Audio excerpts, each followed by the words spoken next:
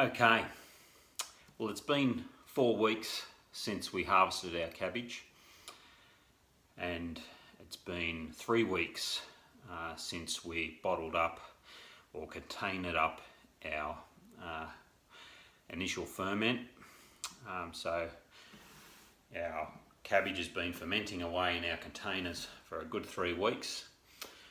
Just a little bit of an update, I guess. The airlocks I've been a little bit disappointed in. I suppose I expected to see a bit more activity.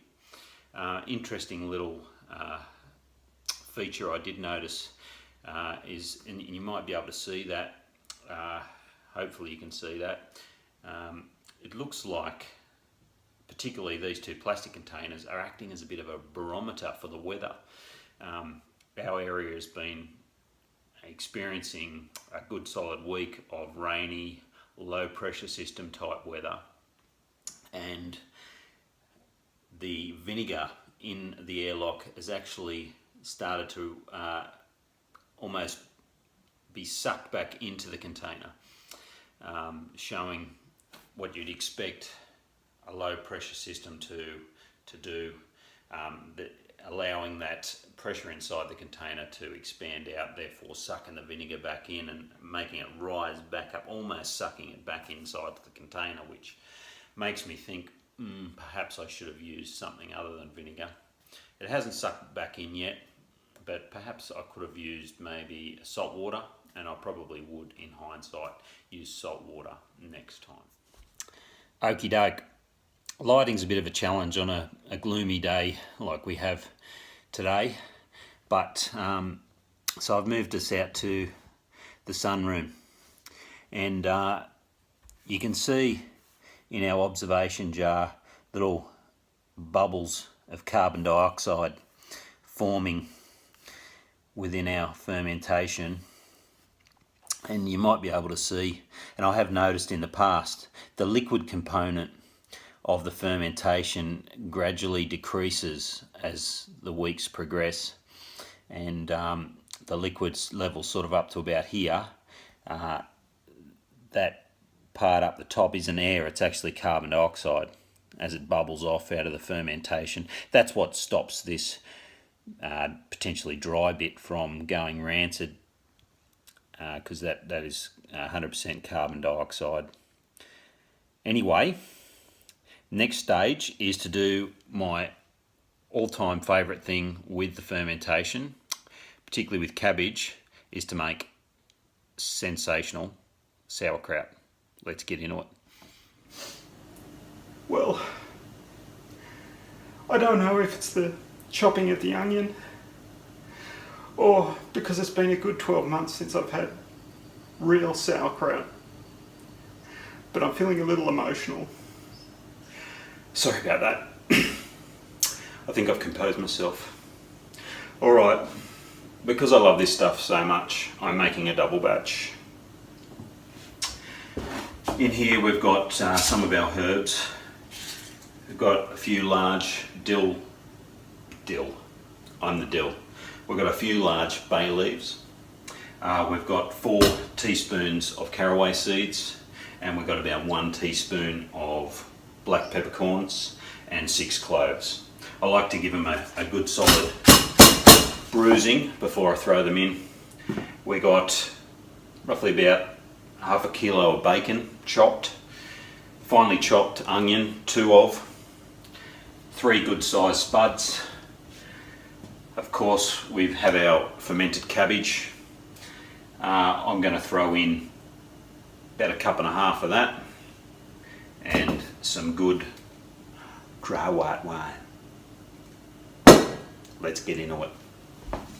So we fried our onion down for 10 minutes till it's translucent. Added our half kilo of bacon. Given it another 5 minutes. Now it's time to add the magic.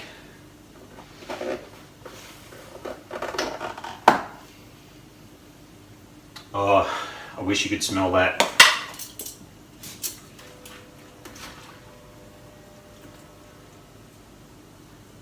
Add our cabbage, juice and all for extra flavour.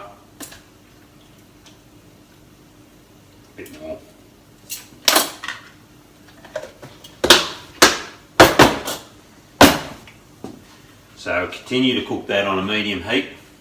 Now it's time to add our herbs and spices and our garlic,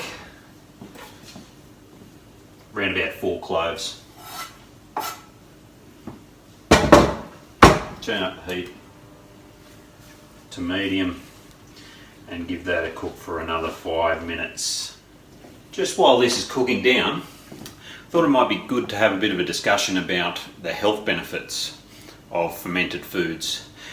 More and more keeps coming out about just how beneficial these fermented foods are for your gut. I recently heard that scientists have found that there are as many bacterial cells in our guts as there are in our whole entire bodies, which I find amazing. The best way to eat fermented cabbage for the maximum health benefits is just raw like that, because unfortunately the downside with cooking it like we are in this sauerkraut is you're obviously going to be killing off any live bacteria. So this is a really good way to just do yourself a good gut favour.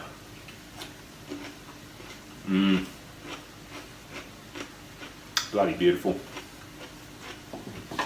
Once our herbs and spices have had a good chance to infuse, we add our spuds,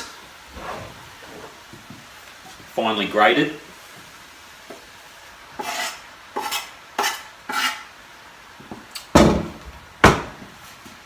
and our dry white wine. I reckon about 4 glugs of that.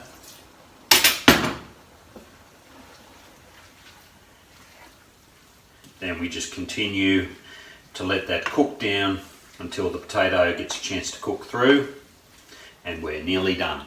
Because I'm making a double batch, I ended up deciding to put the lid on just to help that potato cook through, because otherwise you might find it burning to the bottom.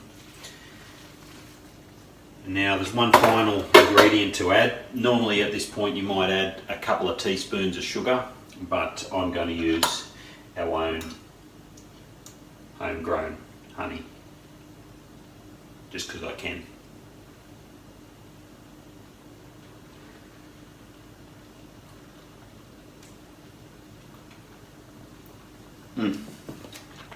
Beautiful. Okay, so it's the moment of truth.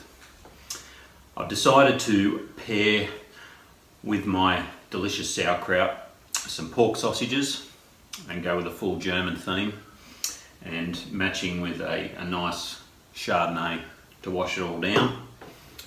Here we go.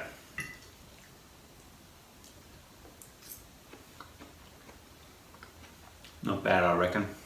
Well worth the effort. See ya.